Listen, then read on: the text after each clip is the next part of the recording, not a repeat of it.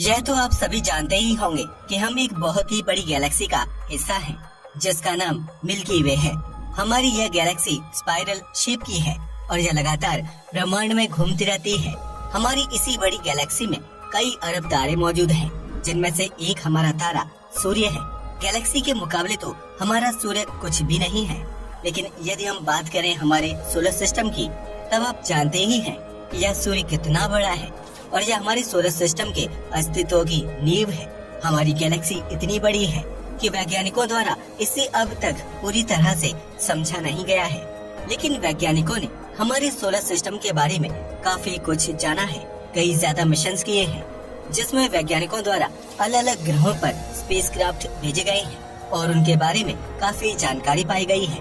न केवल हमने ये पता लगाया कि हमारे सोलर सिस्टम में 8 ग्रह हैं, बल्कि हमें कई बड़े डॉर्फ प्लैनेट्स के बारे में भी पता चला, जिसमें से एक डॉर्फ प्लैनेट को हम प्लूटो के नाम से जानते हैं, जिसे 2006 से पहले तक एक ग्रह माना जाता था, पर 2006 में इसे ग्रहों की लिस्ट से निकालकर डॉर्फ प्लैनेट की लिस्ट में डाल दिया गया। इसके अलावा हमें ये भी पता चला कि किस प्रकार हमारे सोलर सिस्टम के सभी ग्रह एक दूसरे से अलग हैं। मरकरी हमारे सोलर सिस्टम का सबसे छोटा ग्रह है और जुपिटर हमारे सोलर सिस्टम का सबसे बड़ा ग्रह है। साथ ही मरकरी एक रॉकी प्लैनेट है, जबकि जुपिटर एक गैस जाइंट है। और न केवल इतना ही, बल्कि हमारे सोलर सिस्टम के आखिरी के 2 ग्रह यूरेनस और नेपच्यून असल में बर्फीले ग्रह हैं। हम ये जानने में भी सफल हो पाए कि हमारे सोलर सिस्टम में एक बड़ी एस्टेरॉइड बेल्ट भी मौजूद है। यह बेल्ट सूर्य के नजदीक के 4 ग्रहों के बाद मौजूद है, यानी मरकरी, वीनस, अर्थ और मार्स के बाद यह एस्टेरॉइड बेल्ट पाई जाती है। जैसा कि आप जानते ही हैं कि नेपच्यून हमारे सोलर सिस्टम में सबसे दूर का ग्रह है।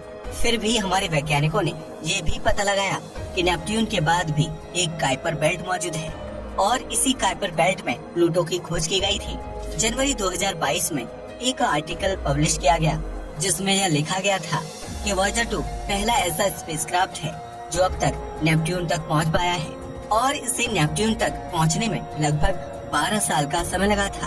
अब आप ही अनुमान लगा लीजिए कि यह कितनी बड़ी उपलब्धि थी, और यदि हम इस सोलर सिस्टम के बाद भी कोई खोज कर पाते हैं तो वह इससे भी कितनी बड़ी उपलब्धि होती है।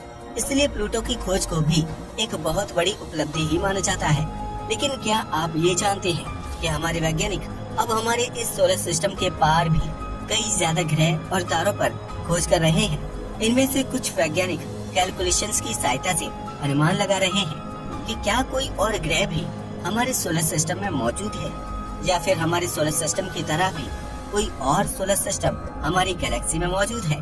वैसे तो इस बात की बहुत ही ज्यादा संभावनाएं हैं कि हमारे सोलर सिस्टम की तरह ही हमारी मिल्की वे गैलेक्सी में कई अनगिनत सोलर सिस्टम और भी होंगे। हालांकि अब तक किसी और सोलर सिस्टम के बारे में हमें ज्यादा कोई जानकारी नहीं मिली है, लेकिन आपको यह सुनकर बहुत ही खुशी होगी कि हमारे वैज्ञानिकों ने लगभग 5000 से भी ज्यादा एक्सोप्लैनेट्स की खोज की है और इसमें सबसे बड़ा योगदान नासा का है।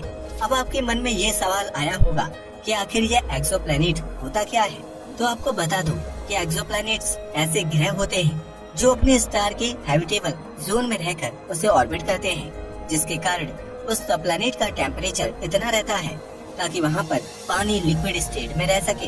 हैबिटेबल जोन किसी तारे के चारों ओर का वह छोटा सा क्षेत्र होता है जहाँ पर मौजूद किसी प्लैनेट पर उतनी ही लाइट एंड हीट एनर्जी पहुँचती है जितनी जीवन के लिए और पानी को लिक्विड स्टेट में रखने के लिए आवश्यक है। और जैसा कि हम जानते हैं कि पानी लिक्विड स्टेट में होने का मतलब है कि जीवन के लिए सबसे अच्छी कंडीशन, और हमारी पृथ्वी भी हमारे सूर्य के चारों ओर हैबिटेबल जोन में रहकर ही उसे ऑर्बिट कर रही है। इसलिए जब नासा ऐसे ग्रहों को ढूंढती है जो ज्यादातर अपने प्लैनेट के हैबिटेबल जोन में रहकर उसे ऑर्बिट कर रहे हैं, तो ऐसे प्लैनेट को नासा एक्सोप्लैनेट की लिस्ट में रखती है।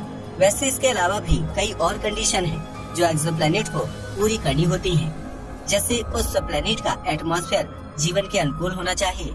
इसके अलावा और भी कई ऐसी बातें हैं जो नासा के वैज्ञानिक एक्सोप्लैनेट्स को ढूंढते हुए चेक करते हैं।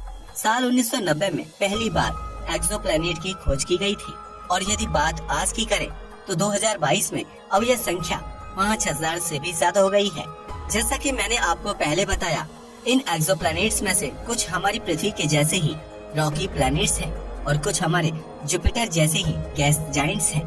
क्या आप जानते हैं कि 1300 से भी ज्यादा अर्थ को मिलाकर एक जुपिटर बनता है, और जो गैस जाइंट्स हमारे वैज्ञानिकों द्वारा हमारे सोलर सिस्टम से बाहर खोजे गए हैं वह जुपिटर से भी कई गुना ज्यादा बड़े हैं। अब आप ही अनुमान लगा लीजिए कि आखिर वह कितने बड़े एक्सोप्लैनेट्स होंगे, और उनमें से कुछ तो काफी ज्यादा तापमान वाले भी ग्रह हैं जिन्हें हॉट जुपिटर्स भी कहा जाता है। साथ ही कुछ बर्फीले ग्रह भी ऐसे हैं जो देखने में तो नेपट्यून जैसे ही है, लेकिन उनका आकार नेपट्यून से काफी छोटा है, इसलिए उन्हें मिनी नेपट्यून के नाम से जाना जाता है। और कुछ ग्रह जो हमारी पृथ्वी जैसे ही सॉलिड हैं, लेकिन हमारी पृथ्वी से काफी बड़े हैं, उन्हें सुपर अर्थ कहकर बुलाया जाता है। साथ ही कुछ आंकड़े बताते हैं कि अभी तक के खोजे जाने वाले एक्सोप्लैनेट्स में से लगभग 30% गैस जाइंट्स हैं, 31% सुपर अर्थ्स हैं, 35% नेपट्यून जैसे दिखने वाले ग्रह हैं, और लगभग 4% एक्सोप्लैनेट्स अर्थ और मार्स जैसे दिखने वाले ग्रह हैं। ट्रांजिटिंग एक्सोप्लैनेट सर्वे सैटेलाइट यानी कि टैस को 2018 में लॉन्च किया गया था, और इसी के द्वारा अब तक की सबसे ज्यादा एक्सोप्लैनेट की डिस्कवरी की गई है। और न केवल एक्सोप्लैनेट्स की खोज हुई है, बल्कि हमारे कुछ वैज्ञानिकों का ये भी मानना है कि हो सकता है कि हमें कभी न कभी एलियंस भी दिख जाएं। हमारी गैलेक्सी में इसी प्रकार कई अरबों ग्रह और भी मौजूद हैं, और कहीं न कहीं तो जीवन मिलने की भी संभावनाएं हो ही सकती हैं। लेकिन क्या आप जानते हैं कि आखिर नासा ने इतनी बड़ी उपलब्धि हासिल कैसे की? आखिर किस प्रकार इन एक्सोप्लैनेट्स की खोज की गई? वैसे तो एक्सोप्लैनेट्स की खोज में काफी ज्यादा टेक्निक्स का इस्तेमाल किया जाता है, जिसमें ज्यादातर खोज the Spitzer space telescope, the Kepler space telescope और the transiting exoplanet survey satellite के द्वारा की गई है।